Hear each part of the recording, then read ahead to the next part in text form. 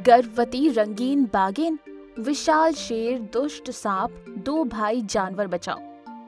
गर्मियों का मौसम था। ऐसे में एक दिन हिरन और लोमड़ी पानी की तलाश में जा रहे थे। अरे बाप रे, शुरू में ही गर्मियों का ये हाल है तो पता नहीं आगे क्या होगा। हाँ सही कहा तुमने, आजकल तो गर्मी की वजह से बाहर निकलना भी मुश्किल हो गया है। यूं वो बातें करते हुए जा रहे थे कि उन्हें एक तालाब नजर आता है। वो देखो तालाब, हाँ, चलो शुक्र है पानी तो मिल गया। यूं वो तालाब के पास जाते हैं कि तालाब के पास एक गर्भवती रंगीन बाघिन बेहोश पड़ी नजर आती है। वो काफी घायल थी। अरे ये तो गर्भवती है, इससे क्या हुआ है? लगता है ये पास के जंगल से आई है। देखो तुम जल्दी से जाकर महाराज को ये बात बताओ और मैं यहाँ इसका ख्याल रखती हूँ। और हाँ, आते वक्त उल्लू वैद को भी लेते आना। ये सुनकर हिरन भागते हुए जंगल के राजा सिम्बा के पास जाती है और सिम्बा को सारी बात बताती है। सिम्बा अपने भाई वीरू को लेकर तालाब के पास आता है। हिरन उल्लू वैद को लेकर आती है। उल्लू बाघिन को देखकर कहता है, इसकी हालत बहुत नाजुक है, इसे तुरंत इलाज की जरूरत है। ये सुनकर सिम्बा कहता है, वीरू, इसे हम अपनी गुफा के पास ले जाते हैं। जब तक ये ठीक नहीं हो जाती ये हमारी गुफा में ही रहेगी। ठीक है भाई, जैसा तुम कहो। यूं वो सब बाघिन का बहुत ख्याल रखने लगे। उल्लू वैद बाघिन का इलाज कर रहा था। 2 दिन बीत जाते हैं। बाघिन को होश आता है। वहीं दूसरी ओर जंगल में भागदौड़ मच जाती है। सारे जानवर अपनी अपनी जान बचाकर भाग रहे थे।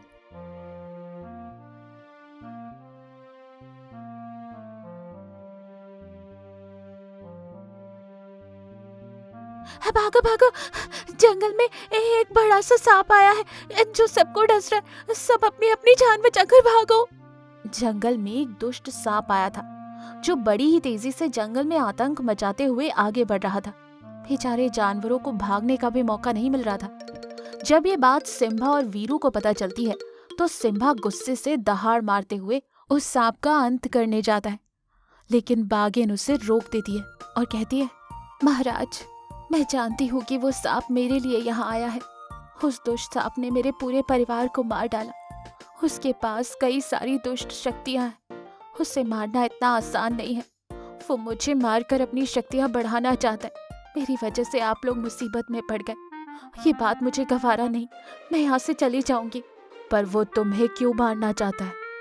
मैं एक रंगीन बाघिन हूँ और वो दुष्ट सांप मुझे मारकर अपनी शक्तियों को बढ़ाना चाहता है। अगर ऐसा हुआ तो अनर्थ हो जाएगा। देखो, तुम चिंता मत करो, उस दुष्ट सांप को मारने का कोई ना कोई तरीका जरूर होगा। तब तक वीरू, तुम बाघिन को लेकर किसी सुरक्षित जगह पर चले जाओ। तुम इन दोनों पर नजर रखना। अगर कोई खतरा महसूस हो तो इन्हें आगाह करना। जो हुक्म महाराज। यूं वीरू बाघिन को लेकर वहां से निकल जाता है।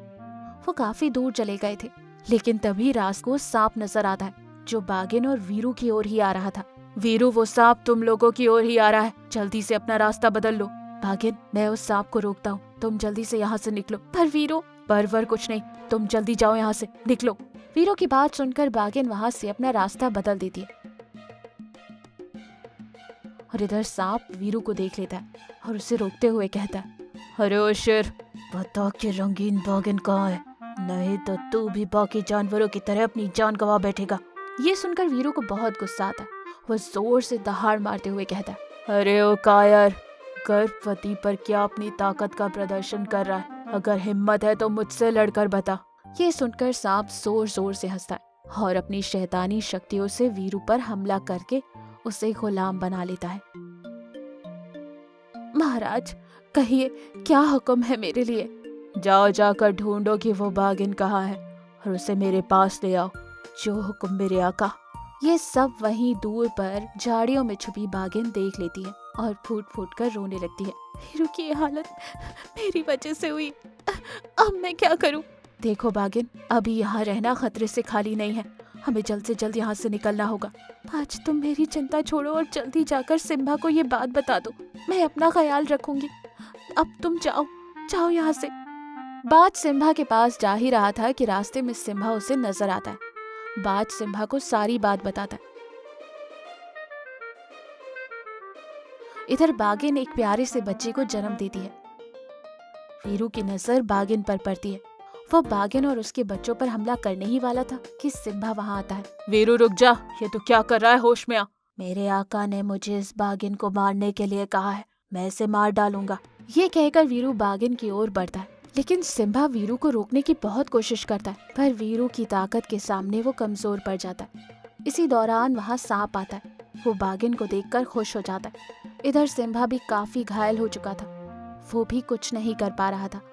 सांप बागिन की ओर बढ़ता है कि अचानक से एक बिजली कड़कती है और उसमें से एक सुनहरी रोशनी सिम्बा पर पड़ती है। जैसे ही वो सुनहरी रोशनी सिम्बा पर पड़ती है, सिम्बा एक विशाल शेर में बदल जाता है और उसमें कई सारी जादुई शक्तियां आ जाती हैं। वीरू भी पहले जैसा हो जाता है।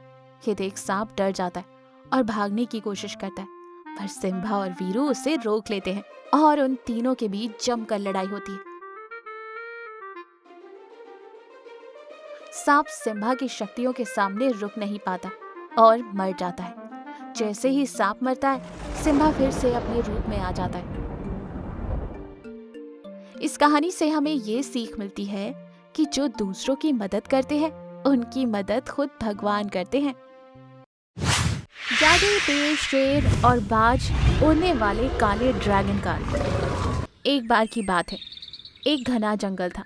जंगल में शेर और बाज बहुत अच्छे दोस्त थे। दोनों मिलजुल कर दूसरे जानवरों की मदद करते हुए अच्छा नाम कमाते हैं, जिसके चलते जानवर उन दोनों को जंगल का रखवाला मानते थे और उनकी इज्जत करते थे। दोस्त, इस सारी दुनिया में हम जैसे दोस्त कोई नहीं हो सकते। तुम जैसे दोस्तों का मिलना मेरी खुशकिस्मती है। दोस्त, अगर तुम मेरे साथ रहोगे तो मैं कुछ भी हासिल कर सकता हूँ। वैसे ये सब छोड़ो, भूख लग रही है, चलकर कुछ खाने के लिए ढूंढते हैं। वो बातें कर रहे थे कि कुछ दूर पर खड़े बाघ और लोमड़ी ने उन्हें देख लिया। बाघ ने कहा, मुझे इन दोनों की दोस्ती को देखकर बहुत जलन होती है। कुछ भी करके मैं इन दोनों को अलग करूंगा, इन दोनों की दोस्ती को तोड़ूंगा और इन दोनों को खत्म कर दूंगा। तब जाकर मैं इस जंगल का राजा बन सकता हूँ। इन लोगों को अलग करना तुम्हारे बस की बात नहीं है। वो सच्चे दोस्त हैं, हम जैसे झूठे दोस्त नहीं। इस संसार में दोस्ती से बढ़कर कोई ताकत नहीं। अरे ओ लोमड़ी की बच्ची, तुम मेरी ही ताकत पर शक कर रही है? नहीं दोस्त, मैं सही कह रही हूँ। सच्चे दोस्तों को अलग करना इतना आसान नहीं होता, किसी के बस की बात नहीं। लेकिन मेरे पास एक आइडिया है। इस जंगल में एक जादुई पेड़ है। अगर तुम उस पेड़ के पास तपस्या करोगे तो वो पेड़ तुम्हारी तपस्या से खुश होकर तुम्हें एक ताकतवर रूप प्रदान करेगा। तो फिर देर किस बात की, चलो चलते हैं। दोनों जादुई पेड़ के पास जाते हैं। बाघ जादुई पेड़ से कहता है, बस दुनिया का सबसे ताकतवर रूप मुझे प्रदान करो। मुझे ये बाघ का रूप बिल्कुल पसंद नहीं।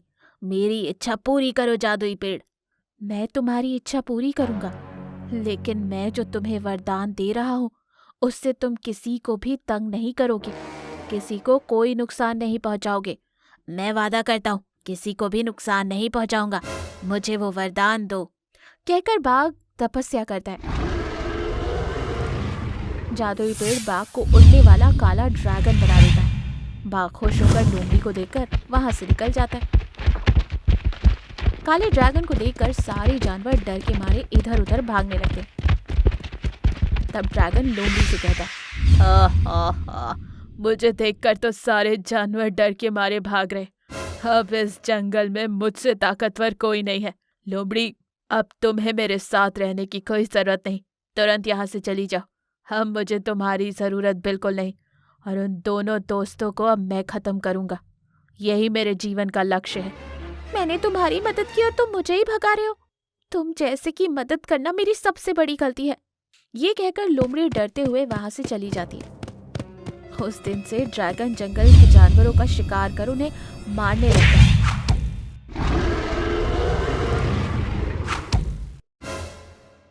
एक दिन सारे जानवर डर के मारे शेर और बाज के पास जाते और उसे सारी बात बताते। दोस्तों, उस ड्रैगन को खत्म करने के लिए हमारी शक्तियाँ काफी नहीं हैं, लेकिन हम जरूर कुछ न कुछ सोच लेंगे। यूं शेर बोल ही रहा था कि वहां लोमड़ी आती है। सही कहा, उस ड्रैगन को खत्म करना तुम्हारे बस की बात नहीं है। पहले तो आप सब मुझे क्षमा करें। मेरी गलती की वजह से ही वो बाघ ड्रैगन में बदल गया अब उस ड्रैगन को खत्म करने का बस एक ही रास्ता है। इसके बाद लोमड़ी पेड़ के बारे में बताती है। तुरंत शेर और बाज लोमड़ी को लेकर जादुई पेड़ के पास जाते और उसे सारी बात बताते। उस बाघ ने मुझसे झूठ कहा, मुझे धोखा दिया। गलती करने वालों को सजा जरूर मिलेगी। उस ड्रैगन को कैसे खत्म करें हम? इसका एक ही रास्ता है। वो बहुत ही भयानक ड्रैगन है। अगर उसे खत्म करना है तो मैं तुम्हें और तुम्हारे दोस्त बाज दोनों को मिलकर शेर बाज बना दूंगा। तब तुम दोनों की शक्तियां भी आपस में मिल जाएंगी और बढ़ जाएंगी और फिर तुम उस ड्रैगन की ताकत की बराबरी कर सकते हो। हम हमारे साथी दोस्तों के लिए अपने प्राण देने के लिए भी तैयार हैं। ये सुनकर मुझे अच्छा लगा। तुम दोनों बहुत अच्छे दोस्त हो। जादुई पेड़ शेर और बाज को मिलाकर शेर बाज बना देता है। तुरंत शेर बाज वहां से निकलकर ड्रैगन के पास आता है। ड्रैगन के बच्चे, आज तेरा काम खत्म। इस संसार में सबसे ज्यादा ताकतवर मैं हूँ। मेरा कुछ नहीं बिगाड़ सकते तुम। तो जैसे दुष्ट को सजा मिलनी ही चाहिए। ये कहकर शेर बाज ड्रैगन पर हमला करता है। उन दोनों के बीच जमकर लड़ाई होती है।